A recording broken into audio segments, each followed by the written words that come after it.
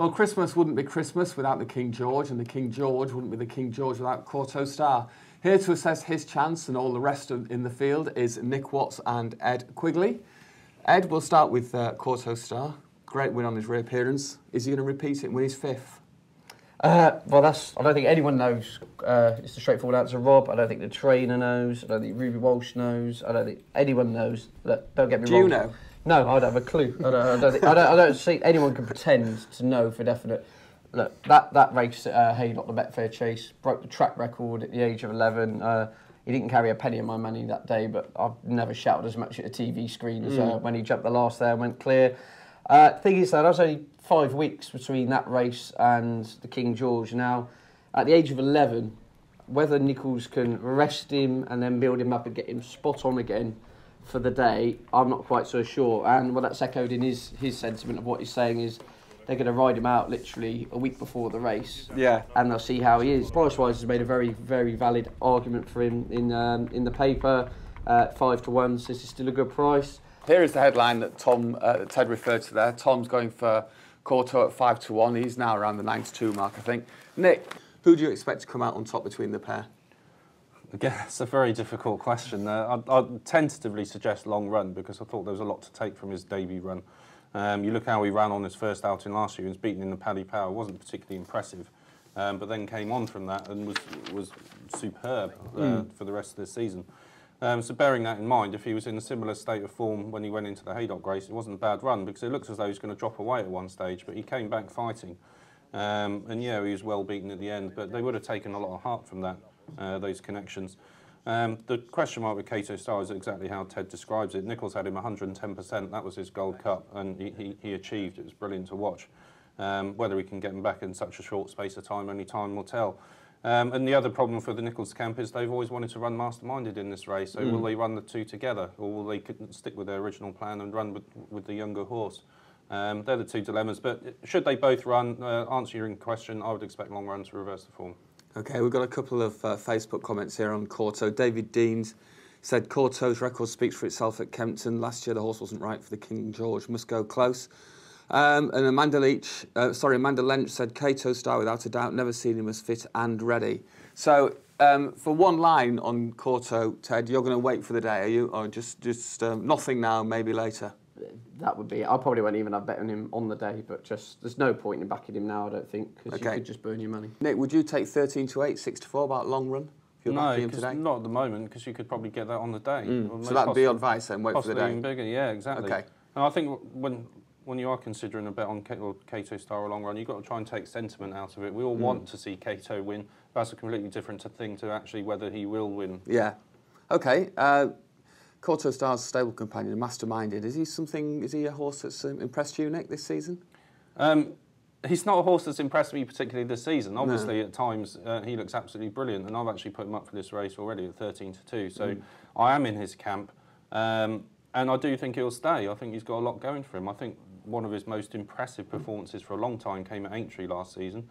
He absolutely obliterated Albertus Run, 3 times Cheltenham Festival winner and Ryanair winner from last season. He beat them senseless by 9 lengths. He looked absolutely brilliant. It's obvious now he wants at least 2.5 miles. And I'd be surprised if he didn't get 3 around Kempton, because we've seen it a few times in the past with horses like Edredon Bleu. Go further back, when Desi won his first King George, nobody was sure whether he was going to stay or not. There's been horses with lesser staying credentials come and win this race than masterminded, because if you look through his pedigree, there is a lot of stamina in the pedigree. He's a half brother to a horse who's placed over 4 miles, for example. So you can turn it around and say it's amazing what he's done at 2 miles, considering he probably is bred to want further. I think he will get the 3 miles. This has been his aim all season long. Forget the Aintree run first time. I think Nichols made a mistake by running him there, and he's come out and said as much afterwards. Ascot was a massive improvement. Yeah, he idled close home, but he's a better horse than Summersby. Medamit was a long way adrift. Got back into that good jumping rhythm again under Daryl Jacob. I think I'm right in saying, since he's come over to this country, he's unbeaten going right-handed, which is a hell of a stat. OK, so we can see the Ascot race now. Summersby seems to be coming back as him at the end. Would you have any doubts about his stamina? Masterminded.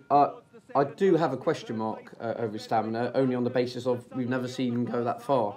So you're saying, do you want to take 11 to 2 about a horse who is unproven at the trip? But do take Nick's point is the one big plus I've got is, trained by Paul Nicholls, and it's been trained for this race. This has been the target for so long, and 3 miles is the easiest 3 miles you're ever going to get. If you're going to get it, you're going to get it here. And judging by the way he won the Melling Chase, he's going further clear. The further he went over 2.5. I wouldn't rule him out getting it. But again, this really is, from an anti-motor perspective, is an absolute minefield. There's no great value. There's question marks in one way or another about everything. What about Summersby at 16s? No, it doesn't make appeal at all. Nick, does it appeal to you, 16, Summersby? No, he finishes placed, he doesn't win. Okay, fine. Well, we're getting down. Captain Chris, as I know, Ted, a horse that you like a bit, but there was a sort of negative comment in the paper today. Well, he's got the human equivalent of a cold, apparently, which isn't ideal considering he unseated on his first start in the Holden Gold Cup, and it's going to set back his preparation, and to get him spot on and ready for his first crack at 3 miles is where it now puts a question mark at him. If I knew he was going to run, I think he's the value call at 7-1. I just think he will improve for 3 miles. He's flat to the boards to win an Arkle. He's been scrubbed along every time over a shorter trip. He ran 2.5 miles at Kempton last year in the Pendle Novice Chase. Was going further clear the further he went. Apart from losing on his bumper where he came second, he's won 3 from 3 at Kempton. The track really suits him. And good ground really suits him, which Kempton dries out very well. I think he'll have his ground. I think he loves the track. I think he will. The way his running style suggests he will get 3 miles. If I knew he was going to run, I would advise him at 7-1. But last thing I want to do is sit and tip him now, and then next week he hasn't recovered from his illness. We'll wait for targets later on in the season. Yeah. So it makes appeal to me, but no, given his current well-being, I can't advise him. Okay. Nevertheless, it's the one positive comment we've had so far, I think, on who might win. Nick, if we just go through the rest of the field, just a one line on each from both of you, starting with you, Nick, and wishful thinking. Won't run, goes for the Tingle Creek. Looks like they're trying him over shorter these days, so doubtful runner, especially if Captain Chris goes. Okay, and Ted, Noble Prince? Won't run, I believe. Okay. Nick, Corto Stone? Won't run unless it's a bog. God, there's not many going to take part, is there? Riverside Theatre, I think we know, doesn't take part. Weird Al, we know, doesn't take part. Diamond Harry, Ted? May do, depending on how he's come out of his Betfair Chase. Okay. But he only wins first time out at Haydock or Newbury, so he won't win this. Nick, Medamit? Not for me. Nakarat, if you want to go to the next one quickly, Nakarat was, as the headline says here, was the only one on the bridle turning for home last season. Just like worries, not as good as he was well beaten in the Charlie Hall earlier in the season. Goes over the big fences, the Grand Sefton at the weekend. Which tends to suggest to me, if they're looking at races like that over the national fences, they'd rather be bullying lesser opposition these days than taking on these kind of horses in the King George. Yeah. So it'll be a wonderful sight this weekend over Aintree, I'd imagine, but not for me in the King George. No. And one that you mentioned, Ted, that you've got half an eye on, Noland. Well, just the price, he's 50-1. And I was looking through this race, and I got a feeling AP McCoy will probably ride him. He rode him to win the Aeon Chase when he beat What a Friend and Fairalong. I think it's a massive price based on the 8 horses above him all aren't going to run. So the 50-1 AP McCoy, PF Nicholls on the day isn't going to be there at all. He'll be a 20-1 shot. All his forms on flat tracks. He needs a flat track, Paul Nicholls is saying. John Hales wants him to run. Nicholls has confirmed he's going to run, all being well on the day. So he'll be half the price. He's the value angle from a long shot. I don't think he'll win it, but one thing you know about him, he will stay. And in a race with Masterminded, Captain Chris, Summersby, etc., all question marks over to where they do stay, he could just pick up beaten runners up the home straight and run into third at 50-1. And you know he's taking part as well. You know he's taking part. As I say, I've got a feeling McCoy will ride him. He rode him twice last season. John Joe O'Neill doesn't appear to have a representative in this, so he'd be a tuppence each way at 50-1 would be my only tip in this, because he will start a lot shorter. And Nick, is there anything else in the outsiders at the bottom there that we haven't touched upon that you'd want to? No, Planet of Sound ran well in the Hennessy, looks a doubtful runner. Wayward Prince is dreadful in the Hennessy. Quinns has got questions to answer. Roberto Goldback probably won't go, not good enough anyway. Tartak likewise. And the Giant Bolster and Golan Way, they must be joking. So if you were to have a bet, if you were forced to have a bet in this race, Nick, where would you start? What would you do? What would your advice be? I would take the 11-2 on Masterminded, because I think out of the two, he's the absolute definite runner. Cato Star, I still think there's question marks. You've got to see how he comes out of that Haydock race. If he doesn't go, obviously there's scope for the price to shorten, particularly if Captain Chris doesn't go as well. I don't fancy anything further down the list. So I see it as a match, not match, but a three-way go between Long Run, Cato and Masterminded.